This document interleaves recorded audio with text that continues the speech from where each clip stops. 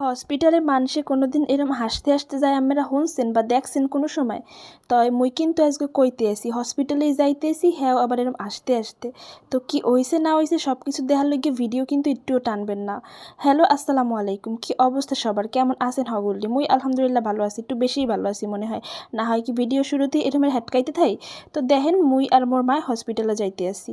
তো দুপুর বেলা হসপিটালে যাওয়ার কারণে রাস্তাঘাটে খুব বেশি মানুষজন নাই আর মুগে খুব তাড়া ছিল। তো হেল লাগিয়া মূলত মোরা তাড়াতাড়ি করে চলে যাইতে আসলাম। এত তাড়াহুড়ার মাঝেও মই একটু ভিডিও করতে লাগলাম, কারণ এগুলা আসলে ক্যামেরা বন্দি করে রাখার মতোই কিছু পরিস্থিতি।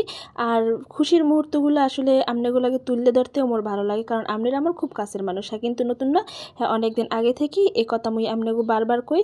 তয় মুই একটু ব্যস্ত থাকার কারণে, মোর পরীক্ষার কারণে মুই আসলে রেগুলার আমনেগুলাকে ভ্লগ ভিডিও শেয়ার করতে পারি না বা লাইভে আইতে পারি না। হ্যালো ইয়া আমনেগু অনেক অভিযোগ, যে অভিযোগগুলোর আসলে কোনো সমাধান নাই।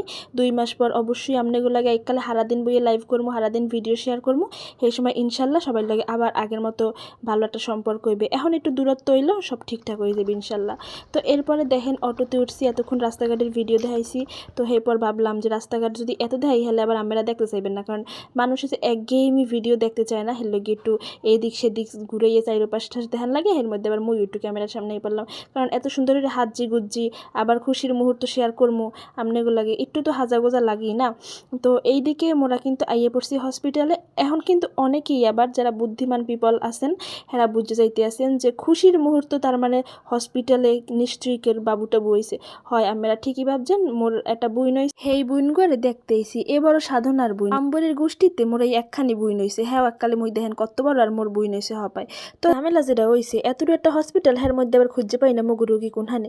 এরপর তো অবশেষে পাইলাম, দেখলাম কি জানেন, মোর বুইনে নিজে আইসে মগু নেওয়ার লইগে ওর নানির কোলে উঠে। দেখকে তো খুশি হয়ে গেছি।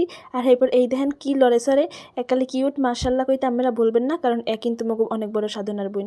তো যাই হোক এই স্টিকার দিয়ে দিলাম আবার ওর ফেসে, কারণ ও যেহেতু এত বাচ্চা একটা মানুষ, ওরে আসলে ক্যামেরার সামনে আনা ঠিক না। এর লইগে মই ওর মুখের উপরে কিন্তু একটা স্টিকার দিয়ে দিলাম। যাই হোক সবাই মার্শাল্লাহ কইতে কিন্তু ভুলবেন না। আর এই যে এখন আপনাগুলাকে যে ভিডিওটা শেয়ার করতে আসি, এটা কিন্তু প্রায় সন্ধ্যাবেলার ভিডিও, মানে একদম শেষ বিকালে, মানে মোরা বাবুলের বাসায় যাইতে আসলাম, তো তখন একটু ভিডিও করলাম আর কি।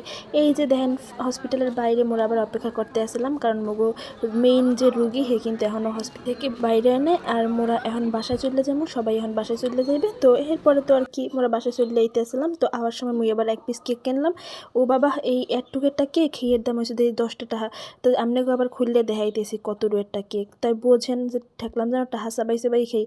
সব কিছুর এত দাম ভাই রে ভাই, এই ডুয়েরটা কেক 10 টাকা। মোর এককালে হতাশ লাগছে, ভাবছিলাম যে এর মধ্যে ক্রিম কুরিম আছে, কিচ্ছু নাই, হুদা একটা কেক 10 টাকা। এরপর আবার এই একটা চকলেট কিনলাম, হেটা হয়েছে 15 টাকা, মানে টাহা 8 টাকা। তো এরপরে মুই বাসায় হইয়ে পড়ছি। আর এটাই ছিল আমার আজকের ভিডিও। ভালো থাকেন আপনারা সকলটি, দেখা হইবে কত পরবর্তী ভিডিওতে। আসসালামু আলাইকুম, আল্লাহ হাফেজ। আর এতক্ষণ ধরে ভিডিও দেখার লাগে অনেক ধন্যবাদ।